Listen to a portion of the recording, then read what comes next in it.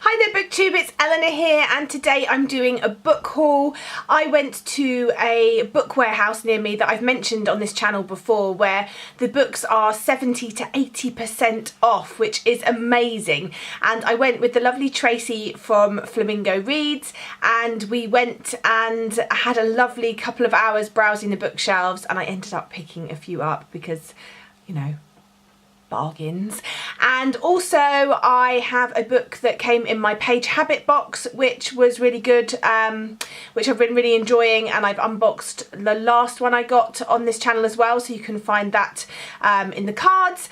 And then I was also very kindly sent a trilogy from an author, which is the ones I'm going to talk about first because I'm really excited about these. So my lovely mother-in-law had bumped into an author who had self-published a trilogy, and she texted me and she said, oh, I told her about your BookTube channel and I thought, you know, you might like to read them, they sound like something you'd be interested in. And I was like, oh no, like how am I going to say nicely that I don't want these? And then I read the synopsis and I was like, oh yes please, and she very kindly sent me these for an honest review, so I am going to review them at some point. But these are the books, and I think these are probably or possibly one of the most beautiful self-published books I've seen.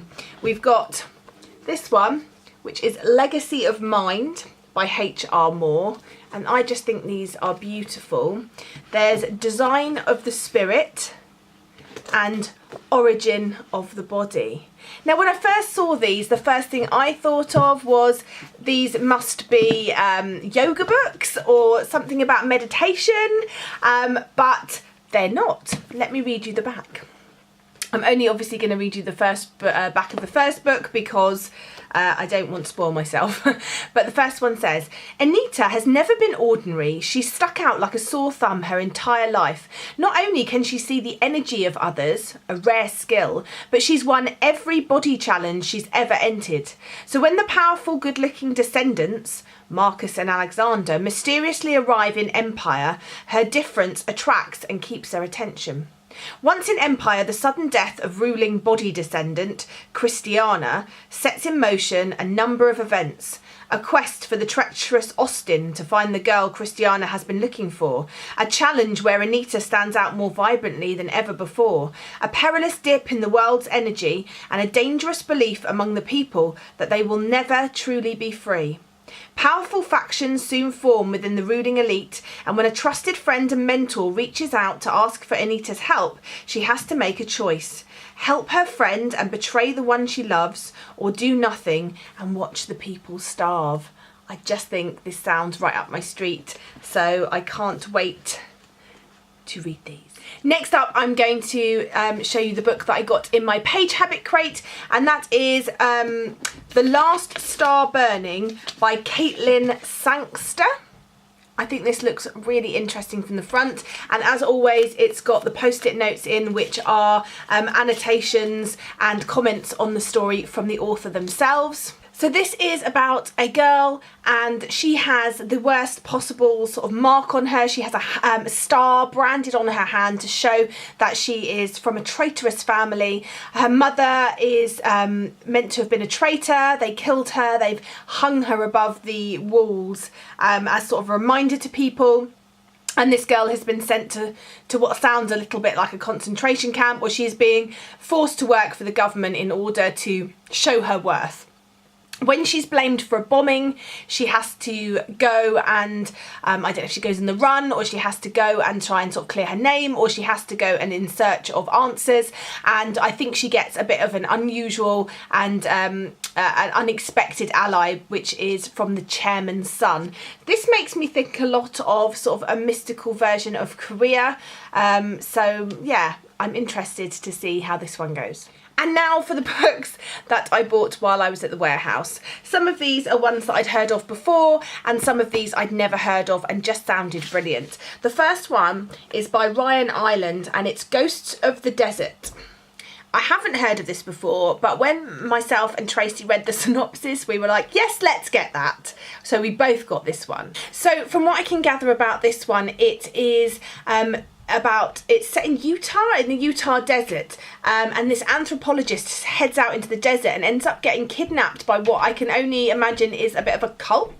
So apparently this is in the written in the style of acid westerns, acid westerns, which isn't something I've ever heard of, but apparently they were a thing in the 60s and 70s.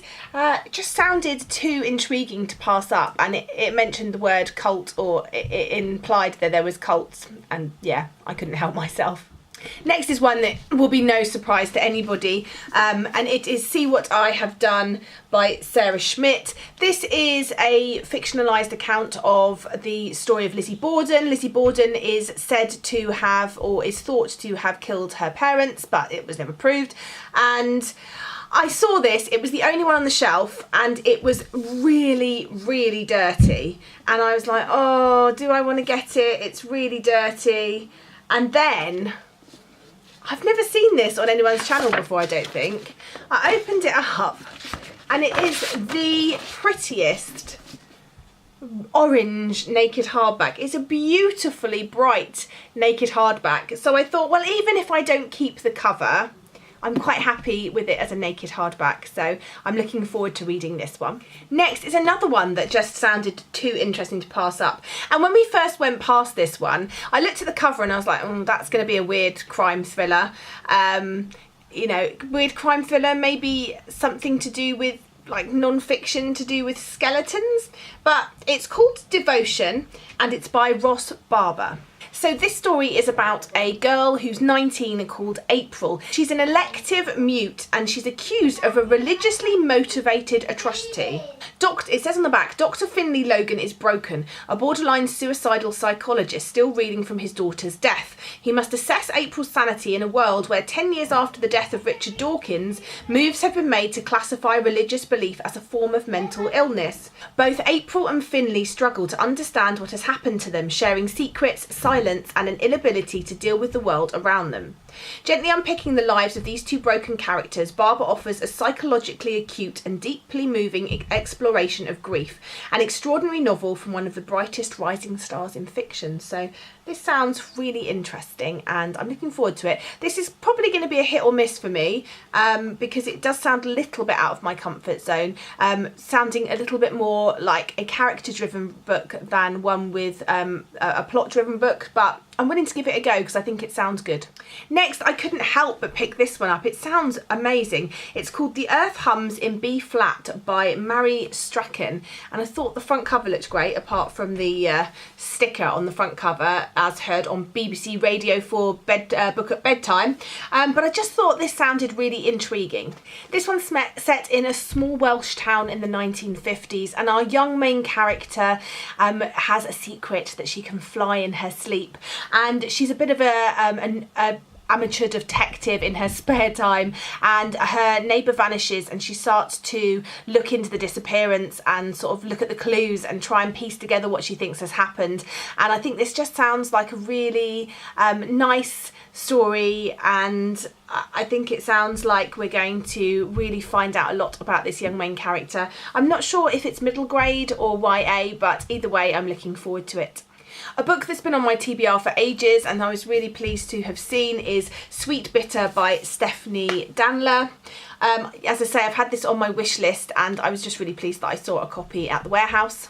The story is about a young woman. She's living in New York. She's living alone. She managed to get herself into a well-acclaimed restaurant to work as a back waiter, and she finds herself fascinated and her appetite's awakened for this food and drink, and I believe she becomes involved in a love triangle, and there's no doubt going to be repercussions of that. So I'm really looking forward to trying this one out. And the final one is one that is a little bit on the borderline of the type of books I like to read. It sounds like it's going to be a bit of a hard hitter, but I'm going to give it a go. And it's Nothing Tastes as Good by Claire Hennessy. The back says, don't call her a guardian angel. Annabelle is dead, but she hasn't completely gone away. Annabelle immediately understands why her first assignment as a ghostly helper is to her old classmate Julia. Julia is fat, and being fat makes you unhappy. Simple, right? As Annabelle shadows Julia's life in the pressure to final year of school, Julia gradually lets Annabelle's voice in, guiding her thoughts towards her body, food and control. But nothing is as simple as it first seems. Spending time in Julia's head seems to be having its effect on Annabelle too, and she knows that once the voices take hold, it's hard to ignore them. So I think this is going to be quite a hard hitter, and I'm assuming that there's going to be a look in here at eating disorders, anorexia possibly, and so if that's a trigger for you, obviously might not be one that you want to pick up, but I'm going to try this one and see how I feel. It's one of those subjects that I don't tend to read much about. I do sometimes find they upset me, but yeah, we shall see. I'm going to see how I get on with this one. Anyway, that's it. Lots of interesting books. As always, far too much on my shelf. Need to read more and buy less. But hey ho, you know, it's not a bad thing having a book habit, and I love it. So let me know if you've read any of these, if any of these are worth starting with, and I look forward to speaking to you soon. Bye for now, BookTube.